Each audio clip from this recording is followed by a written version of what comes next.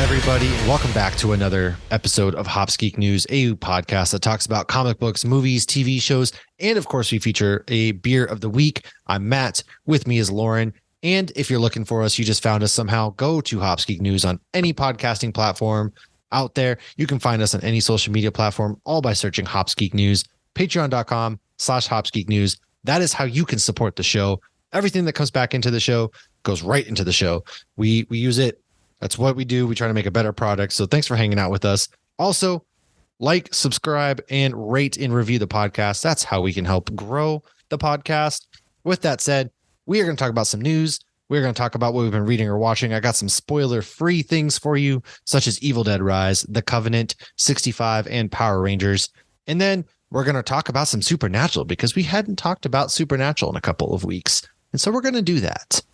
First things first, beer of the week from me. It's from Icicle Brewing Company, Enchantment Hazy IPA.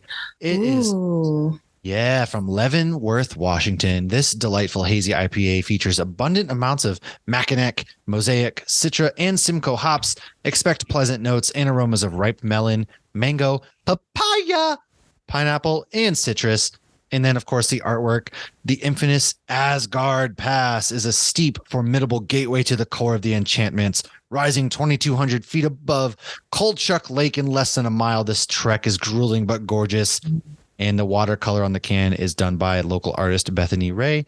Go ahead, follow her at arrowleafstudio.com. This is 6.7%. It's delicious. It's great. If you're on the tube, that's the can. Get yourself some Leavenworth, Washington. Lauren, what are you drinking this week? I am. So you sent me that one a while ago and I loved that one. And I'm drinking another one. Yes. Windy Bay IPA from it rhymes. Windy Bay IPA from Paragon Brewing. And it said brewed in Idaho. So I figured that had to have been from you. An Idaho original. Yes. This is delicious. I have that in my fridge. I have not opened it yet though. It's, I drink so many hazies and I love my hazies, but sometimes when you get just a good classic IPA, it's like you forget how good they can be. Because I feel like hazies are, I don't want to say more consistent, but they're more consistent to me liking them than a run-of-the-mill, more so West Coast IPA. And so when you get a really good one, this is amazing. And I have it in my family business class because Big Balla, Shot Calla. Yeah, we're going to be talking about some Supernatural for the first time in like forever today. So we are back, much like Dean. We haven't actually spent any time in hell, but we have spent some time away. So we both have kids. I mean, that's true. There's a lot going on in my personal life right now that, I was going to go ahead and say, yeah, I've much like Dean, I've been living in hell. So, but I wasn't sure how we'd feel about that one. This is our own Lazarus Rising episode. We are back. And first things first, though, what did you look into from last week? What did I look into? So I think the only thing that we couldn't have our synopsis connect for was the spy from The Mandalorian, Elia Kane, and she was played by Katie M. O'Brien. So that's it. Maybe Sean didn't listen yet because I feel like he probably knew that right away. Sean usually, and if he did listen, he probably yelled at his radio. Yeah. This is how we know Sean's not listening to our podcast anymore. Our only listener stopped listening to the podcast. So thanks for nothing, Sean. Appreciate you.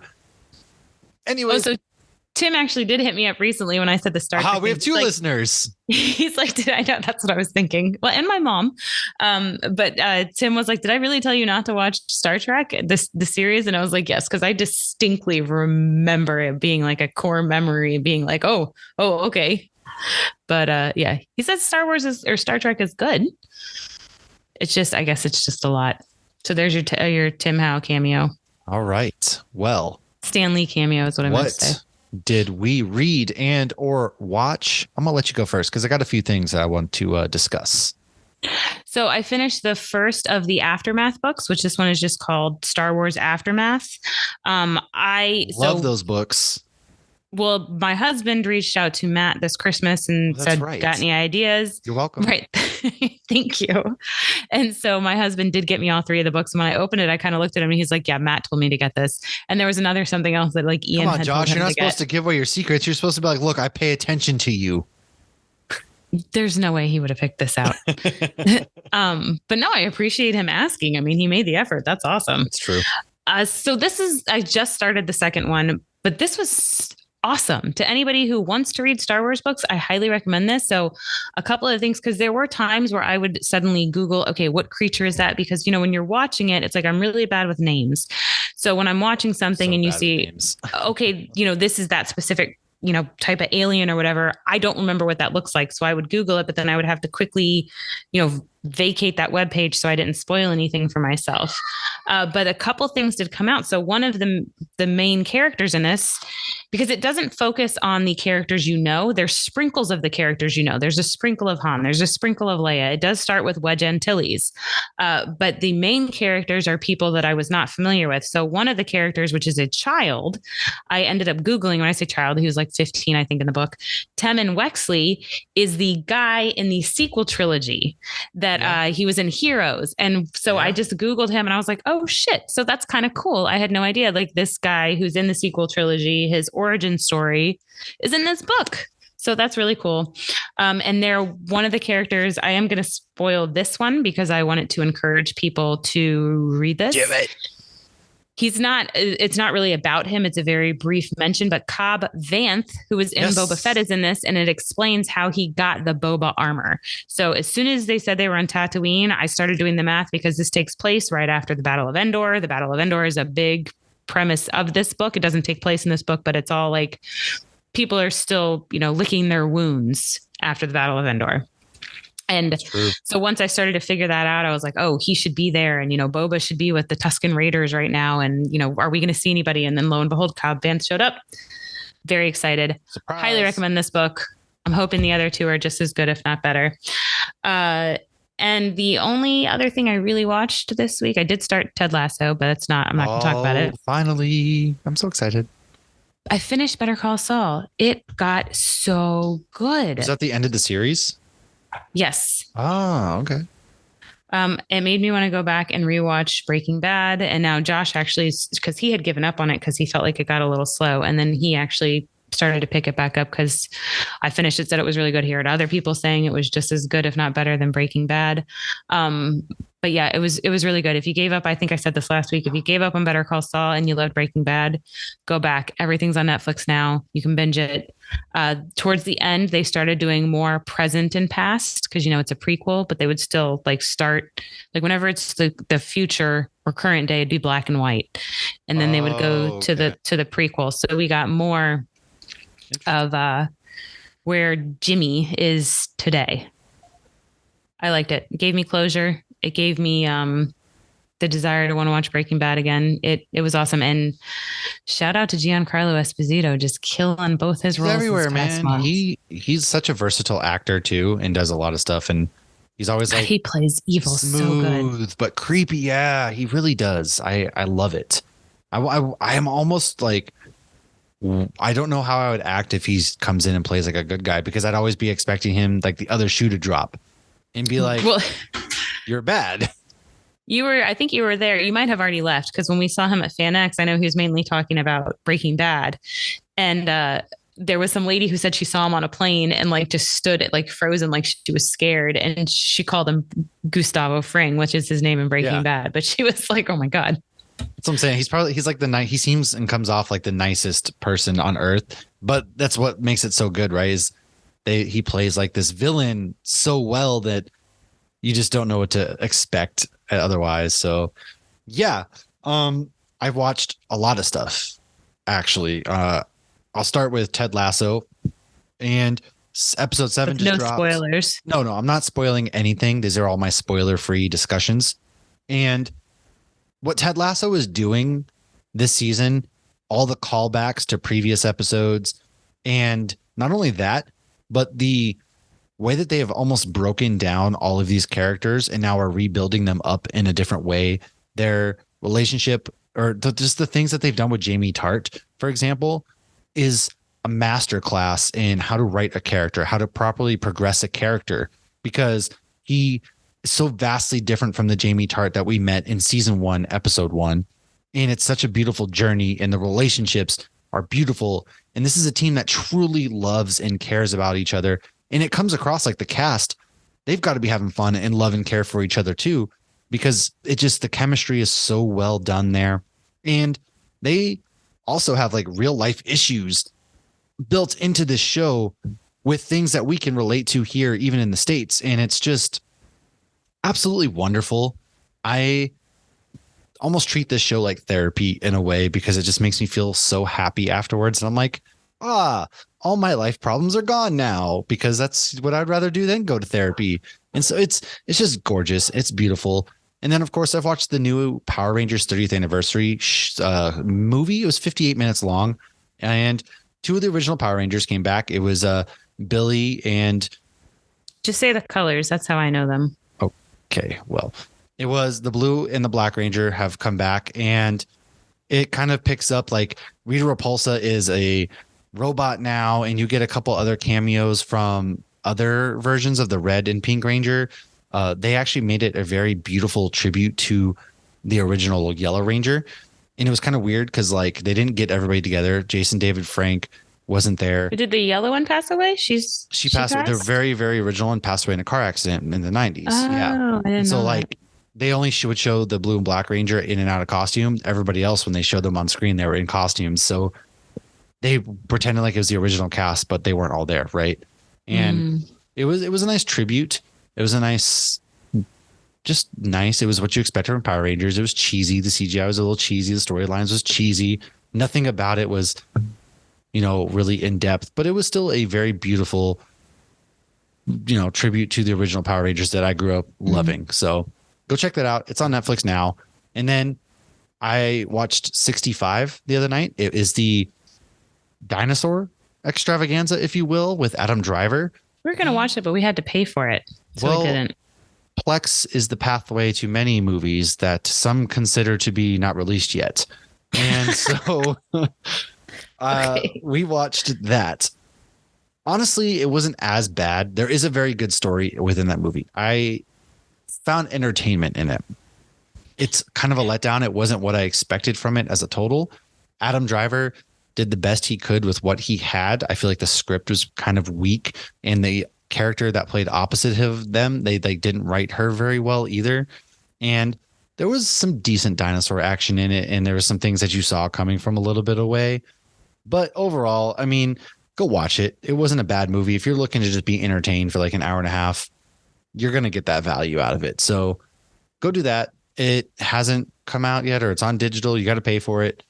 And last Friday, I actually spent an entire day in the movie theaters. I have the Regal Unlimited Pass. God bless you, Regal, because I went to go see Evil Dead Rise. It's the 5th installment in the Evil Dead franchise, and Alyssa Sutherland is starring in it. She actually plays the mom, and wow, she was absolutely incredible in it. Man, this movie was such a well done addition to this Evil Dead franchise. If you know anything about the Evil Dead franchise, it's that it's gory. It has its funny moments. Very bloody, very creepy. No Bruce Campbell, of course. He's the one who, Ash versus Evil Dead, like he started the whole thing back in Evil Dead 1. But this though is they find the book, and from there things go haywire in this old apartment complex, and they weren't afraid to take some risks. There were some characters that I was like, there's no way that they do this with this character, but they did that. And I was very surprised. Alyssa Sutherland as a Deadite, man, she crushed it. Absolutely amazing. She was so creepy, but kind of like sweet and funny when she needed to be.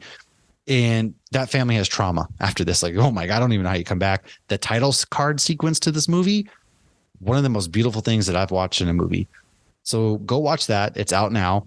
Absolutely amazing. If you're a horror fan, if you're an Evil Dead fan, they're talking about also having more Evil Dead films come out in the future too, which I hope they do, because this franchise is one of the most consistent horror franchises out there today, along with Scream, I would say. And right after that movie ended, I was like, oh, what else is playing right now?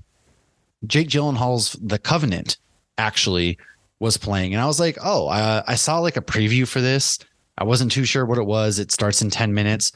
I got the Regal Pass. Man, you want to get nuts? Let's get nuts. And so I just went ahead and I was like, I had a few hours to kill. I went and watched that movie. And this movie is about basically Jake Gyllenhaal he's in the military, and this is about like how we treated our interpreters during the Afghanistan-Iraq war. He gets injured, and his interpreter's with him and basically carries him through. And then they abandon his interpreter, and their interpreter's under hiding from the Taliban. He goes back and saves him. The movie is really good for a war movie. I enjoyed it. Dar Salim was actually really, really great. He played Ahmed, sorry. And he was kind of like this breakout standout star for me in this movie. It wasn't what I thought it was. I thought it was going to explore a lot more on Jake Gyllenhaal going back for him, but that was really only like the last 30 minutes. But that's not a bad thing at all. Go watch that movie. That movie's out now as well. Highly recommend it. And so that's pretty much everything I watched. I watched a lot, man. I watched my quarterback also get traded finally, Aaron Rodgers to the Jets. That's another thing. And yeah, I don't have anything else. Let's roll into some news. Why don't you kick us off with some news? Because nobody wants to keep hearing my voice. So Carrie Fisher is getting a star on the Hollywood Walk of Fame on May the 4th. When I saw this, Mark Hamill shared it. I just thought, like, if she was alive today, I feel like she would be making jokes about the fact that, like, she's only getting this because she died, or oh, I don't deserve this. I could just see her making jokes about it. Well, I actually do think it's like, why didn't she have this earlier? Oh, 100%. But yeah, so Black Mirror returns in June. Some of the new episodes will have Michael Cera, Selma Hayek, Aaron Paul, Josh Hartnett, and more. Yeah, that one is one of those shows that always creeps you out, but it's, always got a good twist too. So the voice of the otter from Guardians 3 is actually Linda Cardellini. She's also known as Clint's wife, Laura Barton, or Agent 19. So that's kind of cool. She's going to be 2 different MCU characters. Did you see the post about Kevin Smith? That Kevin Smith posted the fact that he had recently got mental health treatment. I feel like this is only worth sharing for the reason he shared, to let people know if you need help, there is help. Highly recommend checking out his page, following it, and seeing everything he wrote. We've talked about him before. He's a crier. He's emotional. He's had a lot go on. And you hear that often with people who have had heart attacks, that they get a little depressed afterwards, even though they survive them. And hell, he put that in his freaking movie. So yeah, definitely follow him. Good guy. If you're in Orlando on May the 4th, Gatlin Hall is releasing a hazy Star Wars themed beer called Haze Window. And it was collaborated with Jamal, one of our recent guests, also known as the Hop Circles. Well, so I ran into him the other day, and he, said, I was like, oh, I'm hopefully going to be at Hollywood Studios that day. We'll see. But I can probably stop by and get crowlers of it. I don't think they're canning it. I think it's just going to be, so it's just a fun name. I don't think you're going to get a fun can. Okay, fine. But he did do a Star Wars one last year on May the 4th with like Rock Pit. And I think I did send you one of those. It was the one Casey did. No. Oh, that's right. Because I went there. Jackass. I sat at the bar. No, I ordered it. And by the time I got there, they're like, oh, just kidding. It's gone. And then I was able to get 1 can from a friend. That's right. It was the year before. Oh, I can't even remember. Okay. It's too many beers. A previous Hops News Brewery guest, Silver Branches, is selling their Dr. Juicy IPA at Nationals Park. So this is another sports stadium that you can get a good craft beer at. If you've listened to us on Hops News, we always love talking about all these sports places getting actual craft beer now. And my last piece of news is Jensen Ackles and his wife, Danielle Ackles, who is also Kumar's baby mama in Harold and Kumar, have, I don't know exactly what this means, but he reported this news. It says, move first look TV deal to Amazon. I don't know what TV deal is coming on, but they have their own like production company. They're working on something with Amazon. Yeah, they just have the rights. Like anything that they work on is pretty much going to be exclusively on Amazon, I think. So, and they're the ones that did the Winchesters, which is on CW. And obviously Jensen did The Boys with Amazon. So he shared it. Apparently it's newsworthy. I'll be excited to see what that means and what projects he's going to be working on in the future. Oh yeah. More Jensen Ackles, Jared Padalecki. Maybe it'll be some supernatural. It doesn't have to be, TV 14 rated. Action, man. Come on. Throw a few F-bombs get a in there. Supernatural series going in the vein of The Boys. Yes. I feel like that 100%. Would be rad as hell, dude. That would be crazy. That would be crazy. We could see some actual blood splatter and like some actual, insane, not just son of a bitches. Brutal murders and watch that whatever Backdoor Sluts 9 that he's into. Me, busty Asian beauties. Meanwhile, Yes. TikTok has deemed two of our supernatural TikToks as the censored thing. What is it Oh man, when they cover watch. it? Yeah, And like that's on watch any of it. CW. Oh man, who knows? We're moving along. So let's move into some more news. Ant-Man and the Wasp: Quantumania will be available on Disney Plus May 17th. Free Comic Book Day is coming this Saturday, May 6th, folks. You can go to freecomicbookday.com to see if there are comic book shops in your area participating. Go pick up a free comic, but also buy a comic book. Support your local comic book shops. If, for instance, you're at Jetpack Comics in Rochester, New Hampshire, which is one of my favorite old school comic book shops, well, they're going to have food trucks. They're going to have beer. Everybody dresses up in town. It's a whole extravaganza. So seek that out. Support your favorite comic book shop and get involved, man. It's a lot of fun. You know, why not? Why not have some fun with it, man? And then Boom Studios, speaking of comic books, will be kicking off Amy Jo Johnson's upcoming Power Rangers book series with an 8-page prelude, which will come out this summer. We're getting more Power Rangers, this time written by the Pink Power Ranger herself. I know I'm going to be getting that one. There is a Star Wars timeline book that is out now. I know it's a little outdated already as far as they don't have like the Bad Batch and where that all fits in at.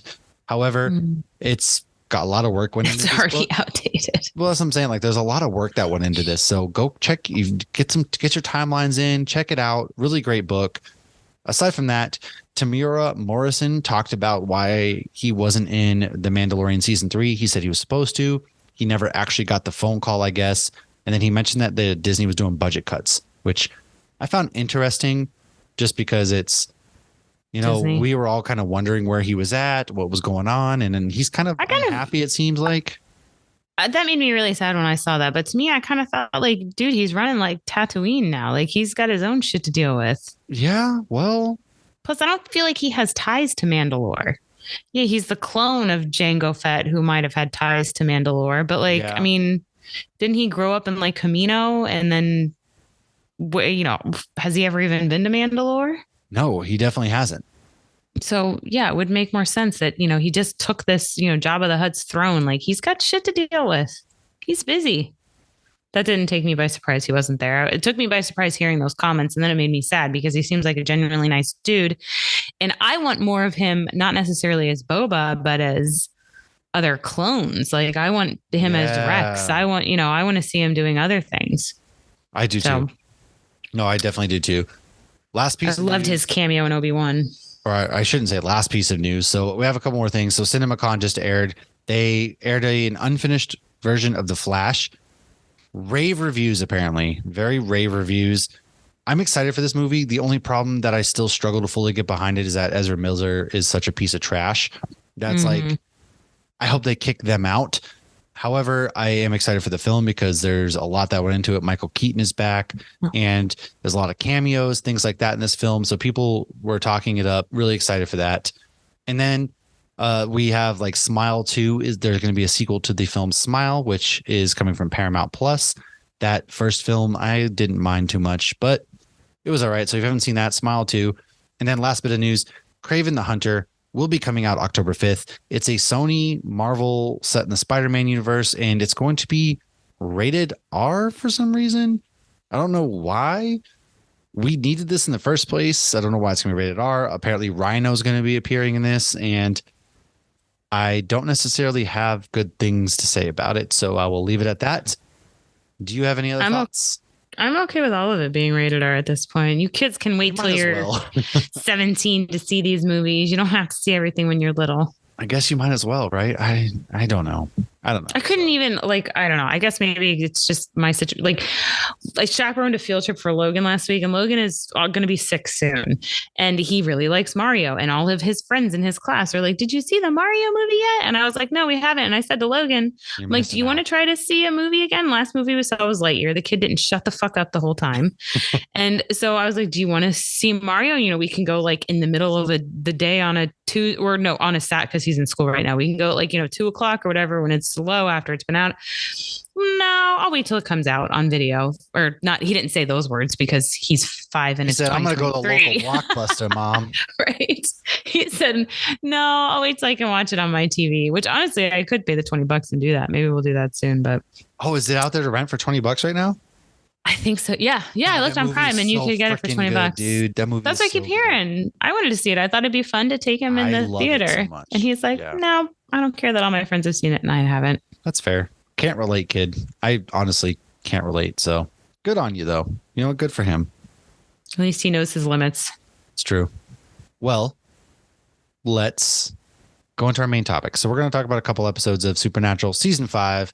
I've picked it back up a little bit. We'll be back in just a moment. Welcome back. Let's start with Season 5, Episode 10. We're going to go with Abandon All Hope. Sam, Dean, and Castiel reunite with Bobby to prepare for a showdown with Lucifer. Now, this is where we first meet Crowley. Interesting. Mark Sheppard. Now I finally get to put the face to the person, and Crowley's here, and yay. What can you tell us about this episode? This episode was the sad episode. It was the sad. Was it the sad episode? Did we talk about certain people passing away? Who passed? This is the one where Joe and Ellen passed away. Oh, yeah, that's true. No, we talked about It's been so long. I'm like, did we talk about this? No, we did. We did talk about all this. But we didn't talk about Crowley when we talked about it? No, we did. We talked about all this. We're up to where I'm at, season 14. Oh, maybe we need to start over. All right. Can you cut for a second? Yeah. Okay. So. Welcome back, everybody. Like I said, we're going to start with season 5, episode 10, Abandon All Hope, where Sam, Dean, and Castiel reunite with Bobby to prepare for a showdown with Lucifer. This is where we meet Crowley for the first time, I believe. Is that right? That is correct. So the first time you see him is when he is kissing that guy because you got to remember when you summon the demons, it has to be a crossroads. So this was a unique perspective of a crossroad because it was under two highways. And so you did not see this at FanX because you were not into Supernatural at the time, but I did go and see Mark Sheppard at FanX, and he talked about this scene. And apparently it was a local Canadian actor that he had to kiss. And it was an older gentleman, and he did not want to kiss Mark Sheppard. I don't think Mark Sheppard wanted to kiss him either, but he really didn't care. And Mark said that it took like all day to get this kiss in because the guy was so uncomfortable. And he's like, the guy was sweaty and clammy, and he did not want to kiss me. Ew, that sounds really... That's really disgusting. Gross. I'm not gonna lie, it's really gross. Like, oh, that's so gross. Ugh. But it was funny because like Mark was like, didn't seem like he really gave a fuck. And this other guy was just like, oh God, what did I get myself into? How did you get hired on to do that as an actor? And like, you just. No, maybe some things, I guess, maybe playing them out are just more difficult. I couldn't imagine acting at all, period. Yeah. So I have no idea. This is also the episode where Joe and Ellen die as well. This is the end of Joe and Ellen, which is kind of a sad, bittersweet, like, man, that's just sad. It's they blow up because there's like just a whole bunch of demons and death. It's actually a bunch of death. The hellhounds. Yeah, a bunch of reapers everywhere. Reapers. That's what it is. All the reapers in the town. And so at one point, Ellen tells the boys to kick it in the ass, which is a tribute to executive producer / director Kim Manners, who passed away in 2009. He was fond of saying this phrase before a take to encourage the actors. And when Castiel tells Dean that he has found Crowley, Dean replies, okay, Huggy Bear, just don't lose him. He's referring to the confidential informant from the 1970s TV cop drama, Starsky and Hutch. I did not know that until I was researching this episode. I was just like, oh, he called him Huggy Bear because that's the kind of relationship they have. Well, I mean, it just makes sense, right? And okay, Huggy Bear. It was sad because Joe and Ellen, like you always... Dean and Joe actually finally share a kiss, you know, that had been building up for how many seasons, how many episodes, and they finally do it. And then they just let the hellhounds in and kaboom, they blow them up. And that's the end of them. So that way Sam and Dean can get away and go do their own thing. And then this is actually where we see Lucifer digging up a hole because Death arrives at the end. We haven't seen Death yet. I still haven't seen Death yet.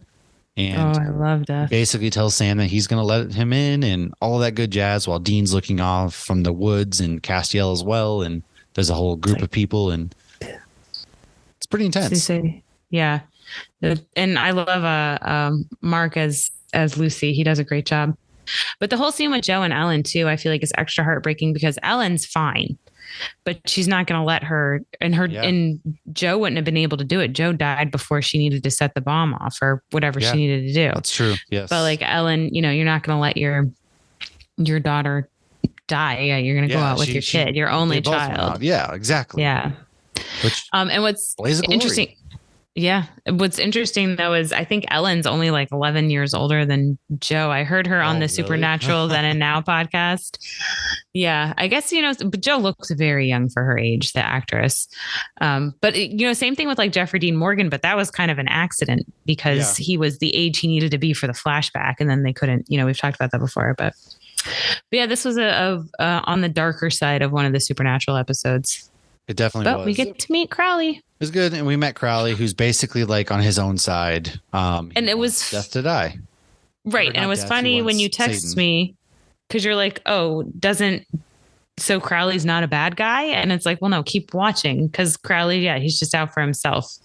But because he gave him the gun and then they go to shoot him. Oh, yeah, the bullets. Yeah, they did shoot. they shot Satan and then Satan's like, that doesn't work on me. And you're like, of course it doesn't. That would not be that easy. Right. There's like 5 things it doesn't work on. And Lucy is one of them. That's true. Well, next episode, Sam Interrupted, season 5, episode 11. Dean and Sam check themselves into a mental hospital so they can investigate a monster that is attacking patients. Now, this is where the pudding comes into play because they are mental patients and they are investigating what's going on. And so they get kind of caught. And Dean turns around, pulls his pants down and yells pudding. And you just hear it smacking. I know you hear the This is a family show. So Sam in the script, Sam was supposed to say the pudding line, but Jensen and Jared switched it because they knew that it made way more sense for Dean to do it. I can't imagine Sam doing that. Sam, there's a universe that I kind of want to see that just for like comedic purposes. Like how does that play out? But Dean, that's Dean the whole way. Right. Watch the outtakes and you'll see that because Jared's goofier in person than Jensen is. Oh, yeah. And you can tell in the outtakes, Jared's like a giant child. I have seen some things from like Comic-Cons, so that makes sense. Yeah. I mean, I think they're both funny, but I think on screen it makes way more sense for Dean to do that. But yeah, I love the smacking. It's just slap, slap, slap.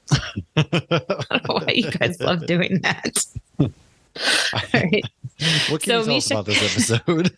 Misha Collins was actually in Girl Interrupted, which obviously the Sam Interrupted title is based on that movie with Winona Ryder. And it's got a bunch of famous people, actually. Brittany Murphy, Angelina Jolie, Misha Collins.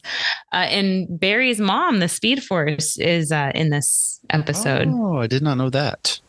Yeah, she was the one that was like the imaginary doctor.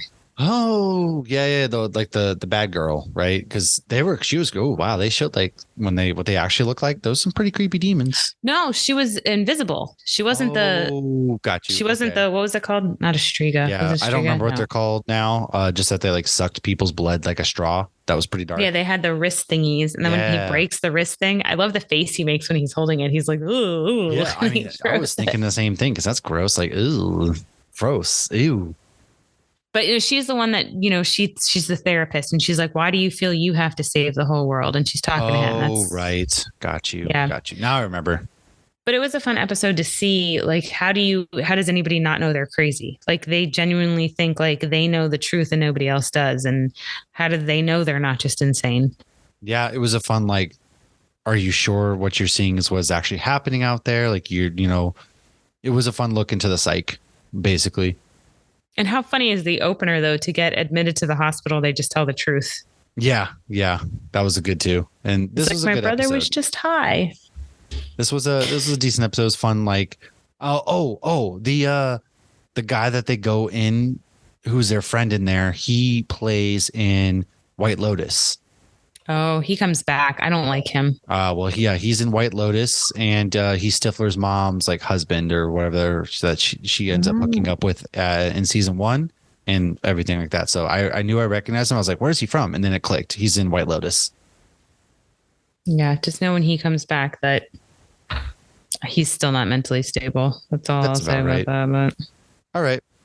Episode 12, Swap Meat. Ew, gross. While investigating a haunting for an old babysitter of theirs, which is a stolen child of the girl's belly, Sam is the target of a teenager's body switching spell. Now, this was funny because this is where that kid ends up hooking up with the MILF and all of that stuff. And it was really what does it say? I would like to have this sex with you. Yes. He's like, I've said that to Josh before, and he just looked at me like, what?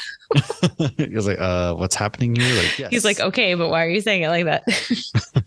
It was a fun episode because like these kids, they basically summoned the demons. They didn't know what they were doing. They just wanted a reward of sorts.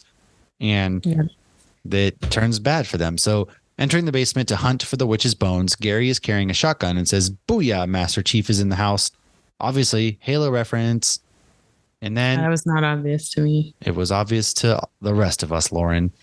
The high school girl was actually almost 30. It's one of those, are they 13 or are they 30? Because you can't really tell. And then Gary had busty Asian beauties. Sam was kind of a dick, though. You see, he saw the Star Wars shirt in his closet, and he goes, did he call him a virgin when he saw that? Or no? I think he did, yeah. You think he called him a nerd or something? Yeah. And it's like, how many fucking Star Wars reference do y'all make? Like, you check into a hotel under the name Wedge Antilles, and then you're going to make a nerd joke because Gary like, Sam, has a Star Wars shirt? Sam, you drink demon blood, all right? Get over yourself. You're get off your high horse there, buddy. You're Satan's just because you can tolerate gluten doesn't mean you should be drinking demon blood. Listen here, you're better than nobody, or at least they have a hobby that's somewhat reasonable. All right.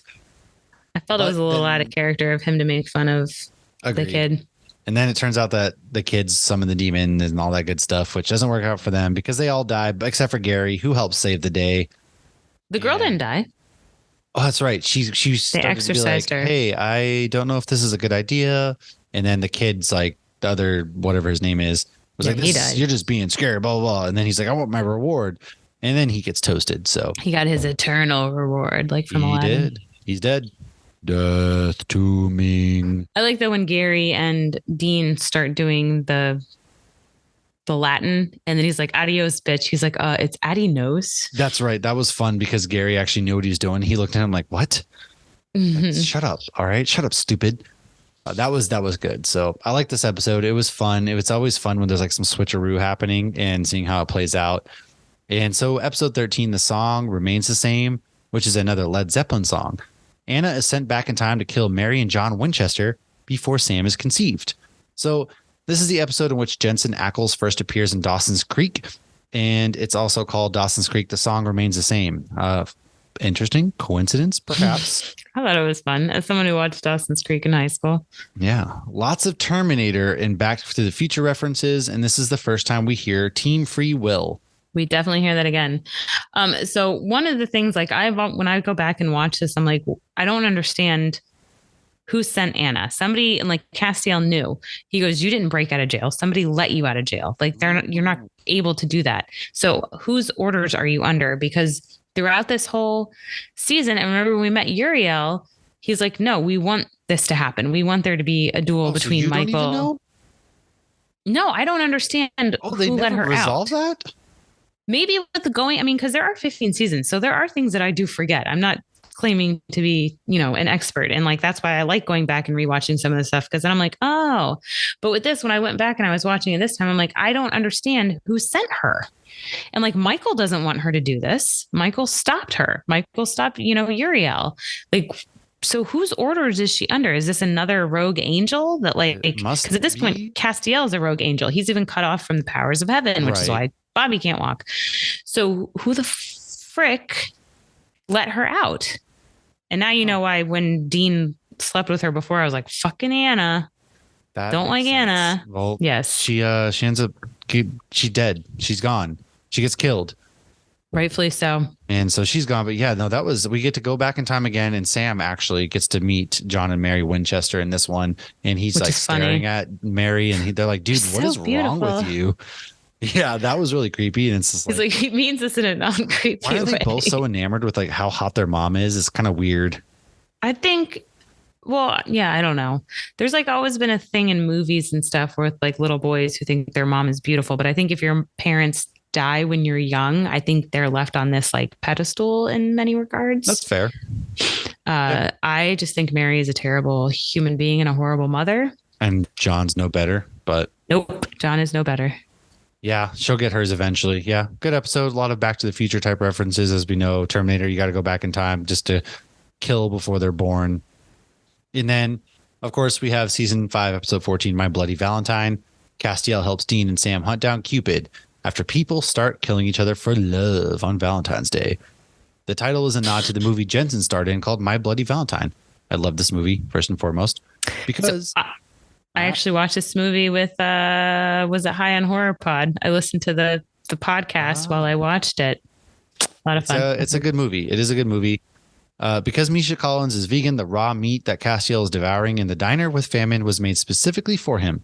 Instead of actual cooked meat made to look raw, it was what Misha describes as disgusting concoction of soy, ketchup, and tomato sauce, amongst other things. Ew, that sounds awful. Raw meat sounds awful too, but yeah, it looked awful. Yeah, he's just like pounding burgers, and I'm like, ugh, none of that sounds good. And also, like the dude that's playing Famine, like, ugh, his teeth are so, like old people are so gross to me. He did such a good job, though. He's like hungry. It reminded me of the Doctor Who episode where she's the TV, right? And she's like hungry, and like they're broadcasting on the day of the coronation, and she's like sucking up the rain. That's what that reminded me of. But. Yeah, like something about old people and like his just ugh. He was so old and he looked like he was dust and the crypt keeper, and he did a good job and he was eating souls. But then Dean falls out the wagon because obviously famine makes you succumb, or that's what I meant, Sam, sorry. Succumb to like the thing that you're most desiring. So whether it's love or food or demon blood, and Sam falls into that, and Dean's just watching in horror as this whole thing goes down, and then they get the ring and famine's now taken care of. But yeah, it's interesting. Dean doesn't know how to feel about this, which I get it. And it's funny when like Sam drinks the blood, like he just has like this red goatee. It looks so stupid, like this red stain around his mouth. It just looks so ridiculous. Can't you drink demon blood a little more calmer? I know, like I don't know. It was also funny when he was drinking an old girl's neck, and he goes and he was like, "Wait your turn." I know, because it's such like a 180 from him too. All of a sudden, he was like powerful, and it was like, because he was from like, "Dean, you gotta lock me up." And he did, like, not very well. He did, and then the demons found him, of course. But right. But I love the scene with Cupid. Cupid's like this naked dude, and he's like hugging him and everything. And Dean goes, "I don't like it," and Cass goes, "Nobody likes it." That's his handshake. And then, of course, they make fun of him or something, and then he starts crying. And Cass goes up, "Going, Cass, you're doing great." Well, and then when he says Cupid, he's like, "You mean the guy in diapers?" And he goes, "He's not incontinent." I love that. Just like literal Castiel. It was fun seeing Cupid's like this pudgy, like fat dude who's very emotional, and I just love. And that's all I love. Like, I'm not killing. You think I'm killing those people? I just love, man. When he talks about how John and Mary were set up. Yeah. And that was a big deal, that was orders from heaven to set them up because Sam and Dean had to be born, which more so goes back to the whole Anna trying to prevent them from being born is inconsistent with the overall plan of God, so to speak. That's true. Yeah. Who gave those orders? Yeah. He was like, yeah, they're just, some things are meant to be. It was interesting. It was very interesting. Overall, I thought this episode was strong. We're getting near the end of the season, so things are starting to crescendo, if you will, with the apocalypse. We have 2 of the horsemen down, 2 to go, and be interesting to see where they go next. Who knows when I'll finish this season, hopefully soon. I've just been busy and then watching other things, so there's been a lot of content out there, okay? Right. I will say Pestilence is definitely a grosser horseman. Ooh, gross. Well, he's like disease. Well, Death is awesome, though. You'll love Death. So the next episode, you're actually going to meet a reoccurring character through the next, I think, 10 seasons. Maybe. I don't know. Jodie. So you're going to be meeting Jodie. Okay. And then Dark Side of the Moon, titled episode 16. That's a Pink Floyd reference. They love their band references. I do. I love it. So yeah, folks. we got Supernatural back in your lives, back in your faces, if you will. Go ahead, follow us as always. I will be picking back up on the train, subscribe, all that good stuff. Lauren, do you have anything to leave us off with? I don't. I'm good. Righteous. Well, folks, until next time, we will see you soon. Star Wars month again. Can't talk about it enough. It's upon us. It's upon us all. May the Force be with you.